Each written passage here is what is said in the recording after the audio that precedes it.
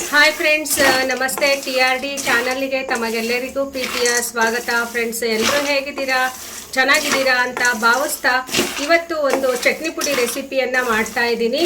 So ಇದು ಶೇಂಗಾ ಮತ್ತು ಕಡಲೆ ಎರಡನ್ನೂ ಮಿಕ್ಸ್ ಮಾಡಿ ಚಟ್ನಿ ಪುಡಿ ಮಾಡ್ತಾ ಇದ್ದೀನಿ. ಆಲ್ರೆಡಿ ನಾನು ಶೇಂಗಾ ಬೀಜ ಇಷ್ಟು ಹುರಿದಿದ್ದಾಗಿದೆ. ಸೊ ವಿಡಿಯೋ ಲೆಂತ್ ಆಗುತ್ತೆ ಅಂತ ನಾನು ಸ್ವಲ್ಪ ಹುರಿದಾದ ನಂತರ ವಿಡಿಯೋವನ್ನು ಮಾಡ್ತಾ ಇದ್ದೀನಿ. ಫ್ರೆಂಡ್ಸ್, ಇದು 3/4 kg ಶೇಂಗಾ ಇದೆ. ಸೊ ಇದು ಹುರಿದಿದ್ದಾಗಿದೆ. ಇವಾಗ ಇದನ್ನು ನಾನು ಬೇರೆ ಕಡೆ ಶಿಫ್ಟ್ ಮಾಡ್ಕೊಳ್ತೀನಿ. ಫ್ರೆಂಡ್ಸ್, ಇವಾಗ ನಾನು ಕರಿಬೇವಿನ ಸೊಪ್ಪನ್ನು ಹುರಿತಾ ಇದ್ದೀನಿ. ಸ್ವಲ್ಪ ಎಣ್ಣೆ ಹಾಕಿ ಹಸಿ ಕರಿಬೇವಿನ ಸೊಪ್ಪನ್ನು ಹುರಿತಾ ಇದ್ದೀನಿ. ಇಷ್ಟು ಹಾಕ್ಕೊಂಡಿದ್ದೆ ನಾನು. ಮತ್ತು ಪೌಡ್ರು ಮಾಡುವಾಗ ಎಷ್ಟು ಹಾಕ್ತೀನಿ ಅಂತ ನಾನು ಕರೆಕ್ಟ್ ಮೆಜರ್ಮೆಂಟನ್ನು ಹೇಳ್ತೀನಿ ನಿಮಗೆ. ಇವಾಗ ಒಣ ಕೊಬ್ಬರಿ ತುರಿಯನ್ನು ಫ್ರೈ ಮಾಡ್ತಾ ಇದ್ದೀನಿ. ಫ್ರೆಂಡ್ಸ್, ಉರಿ ಯಾವಾಗಲೂ ಕಡಿಮೆನೇ ಇಟ್ಕೋಬೇಕು. ನೋಡಿ, ಇಷ್ಟು ಇಟ್ಕೊಳ್ಬೇಕು.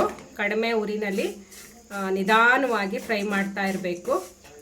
ಫ್ರೆಂಡ್ಸ್, ಒಣ ಕೊಬ್ಬರಿ ನೋಡಿ ಜಾಸ್ತಿ ಫ್ರೈ ಮಾಡಬಾರ್ದು. ಸ್ವಲ್ಪ ಲೈಟಾಗಿ ಕೈಯಲ್ಲಿ ಹಿಂಗೆ ಹಿಡಿಯೋ ಅಷ್ಟು ಬೆಚ್ಚಗಾದರೆ ಸಾಕು. ಇವಾಗ ಹುಣಸೆ ಹಣ್ಣು ಫ್ರೈ ಮಾಡ್ತಾ ಇದ್ದೀನಿ. ಫ್ರೆಂಡ್ಸ್, ಹುಣಸೆ ಹಣ್ಣು ಯಾಕೆ ಫ್ರೈ ಮಾಡಬೇಕು ಅಂದರೆ ಅದು ಹಸಿದೆ ಹಾಕಿದ್ರೆ ತುಂಬ ದಿನ ಇಡೋಕ್ಕಾಗೋದಿಲ್ಲ. ಹಾಗಾಗಿ ಒಣ ಕೊಬ್ಬರಿ, ಹುಣಸೆ ಹಣ್ಣು ಎಲ್ಲವನ್ನು ಫ್ರೈ ಮಾಡಬೇಕು. ಹೀಗೆ ಫ್ರೈ ಮಾಡಿ ಹಾಕಿದ್ರೆ ಚಟ್ನಿ ಪುಡಿ ಒಂದು 15-20 ದಿನದವರೆಗೂ ಇಟ್ಕೊಳ್ಬೋದು.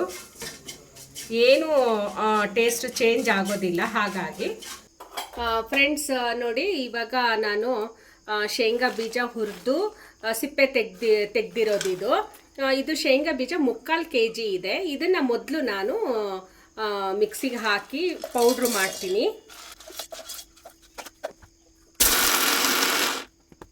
ನೋಡಿ ಫ್ರೆಂಡ್ಸ್, ಇಷ್ಟಾಗಬೇಕು. ಇದು ಇನ್ನೂ ದಪ್ಪ ಇದೆ. ಮತ್ತು ನಾನು ಸೆಕೆಂಡ್ ಟೈಮ್ ಹಾಕ್ತಾ ಇದ್ದೀನಿ. ಜಾಸ್ತಿ ಆಗಿರೋದ್ರಿಂದ ನಾನು ಫಸ್ಟು ಇದನ್ನೆಲ್ಲ ಪೌಡ್ರು ಮಾಡಿ ಒಂದು ಬೌಲಿಗೆ ಶಿಫ್ಟ್ ಮಾಡಿಕೊಂಡು ನಂತರ ಮತ್ತು ಬೇರೆ ಪದಾರ್ಥಗಳನ್ನು ಸಹ ಪೌಡ್ರು ಮಾಡಬೇಕು. ಹಾಗಾಗಿ ಮತ್ತೆ ಇನ್ನೊಂದು ರೌಂಡ್ ಶೇಂಗಾ ಹಾಕ್ಕೊಳ್ತಾ ಇದ್ದೀನಿ.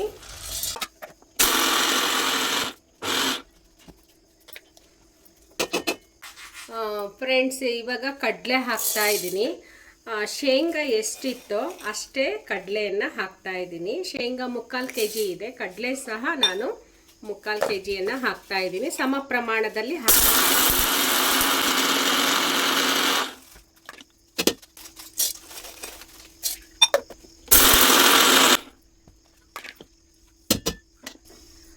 ಫ್ರೆಂಡ್ಸ್, ಇವಾಗ ನೋಡಿ ಒಣ ಕೊಬ್ಬರಿ ಫ್ರೈ ಮಾಡಿಟ್ಟಿದ್ನಲ್ಲ, ಅದನ್ನು ನನ್ನ ಕೈಯಲ್ಲಿ ಒಂದು ಗಟ್ಟಿ ಮುಷ್ಟಿ ಒಣ ಕೊಬ್ಬರಿ ಹಾಕ್ತಾ ಇದ್ದೀನಿ.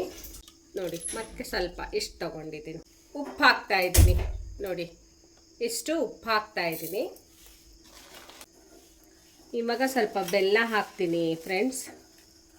ನೋಡಿ, ಮತ್ತು ಹುಣಸೆ ಹಣ್ಣನ್ನು ಹಾಕ್ತಾ ಇದ್ದೀನಿ. ಕರಿಬೇವಿನ ಸೊಪ್ಪನ್ನು ಹಾಕ್ತಾ ಇದ್ದೀನಿ.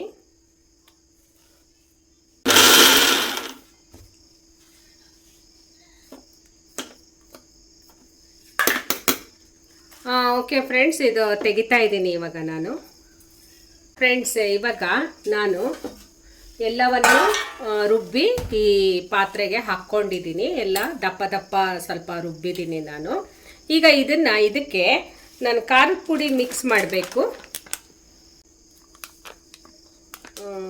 ಫ್ರೆಂಡ್ಸ್ ನೋಡಿ, ಖಾರದ ಪುಡಿ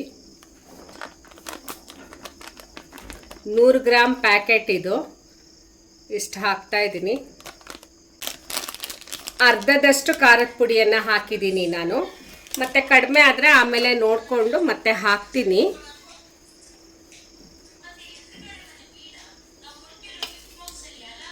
ಇವಾಗ ಇದನ್ನು ಮತ್ತೊಂದು ಸಲ ನಾನು ಹೀಗೆ ಮಿಕ್ಸ್ ಮಾಡಿಕೊಂಡು ಮಿಕ್ಸಿಗೆ ಹಾಕ್ತೀನಿ. ಫ್ರೆಂಡ್ಸ್, ಇದೆಲ್ಲವೂ ಹೊಂದ್ಕೋಬೇಕಲ್ಲ. ಫ್ರೆಂಡ್ಸ್, ಇವಾಗ ಇಷ್ಟು ಬೆಳ್ಳುಳ್ಳಿ ಹಾಕ್ತಾ ಇದ್ದೀನಿ ನಾನು. ನೋಡಿ, ಇಷ್ಟು ಬೆಳ್ಳುಳ್ಳಿ 2 ಸರಿ ಹಾಕಿದ್ದೀನಿ. 2 ಒಳ ಮುಷ್ಟಿಯಷ್ಟು ಬೆಳ್ಳುಳ್ಳಿಯನ್ನು ಹಾಕಿದ್ದೀನಿ. ಈಗಿಷ್ಟನ್ನು ಮಿಕ್ಸ್ ಮಾಡಿ ನಾನು ಮತ್ತೆ ಗ್ರೈಂಡ್ ಮಾಡ್ತೀನಿ. ನೋಡಿ ಹಾಕಿದ್ದೀನಿ ಎಲ್ಲ ಇದಕ್ಕೆ.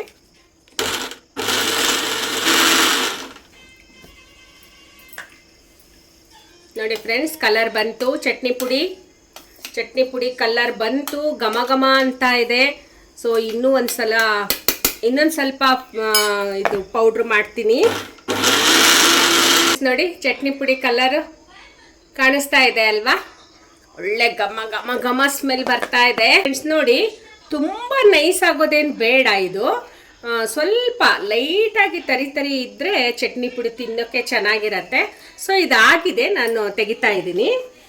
ತೆಗೆದು ಎಲ್ಲ ಒಂದು ಪಾತ್ರೆಗೆ ಹಾಕ್ಕೊಳ್ತೀನಿ ಫ್ರೆಂಡ್ಸ್. ನೋಡಿ ಚಟ್ನಿ ಪುಡಿ ತರಿಯಾಗಿದೆ, ಭಾಳ ನೈಸಾಗಿ ನಾನು ಪೌಡ್ರು ಮಾಡಿಲ್ಲ. ಈಗ ಇದಿಷ್ಟು ಇದೆ ಫ್ರೆಂಡ್ಸ್, ಇಷ್ಟನ್ನು ನಾನು ಪುಡಿ ಮಾಡಿ ಆಮೇಲೆ ನಿಮಗೆ ತೋರಿಸ್ತೀನಿ ಫ್ರೆಂಡ್ಸ್. ಚಟ್ನಿ ಪುಡಿ ರೆಡಿ ಆಯಿತು. ಇದು ಅಳತೆ ಹೇಳಬೇಕು ಅಂದರೆ ನಿಮಗೆ ಕರೆಕ್ಟಾಗಿ ಇನ್ನೊಂದು ಸಲ ಹೇಳ್ತೀನಿ.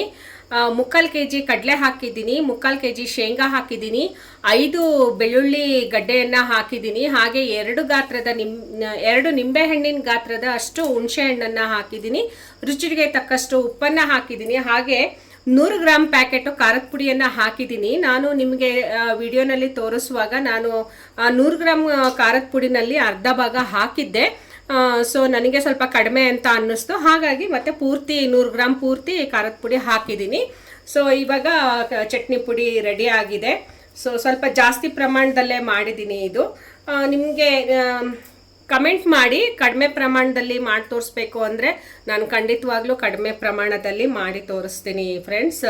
ಸೊ ನೋಡಿ ಹೀಗಿದೆ ಚಟ್ನಿ ಪುಡಿ. ಕಲರ್ ಕೂಡ ತುಂಬ ಚೆನ್ನಾಗಿದೆ, ರುಚಿ ಕೂಡ ತುಂಬ ಚೆನ್ನಾಗಿದೆ.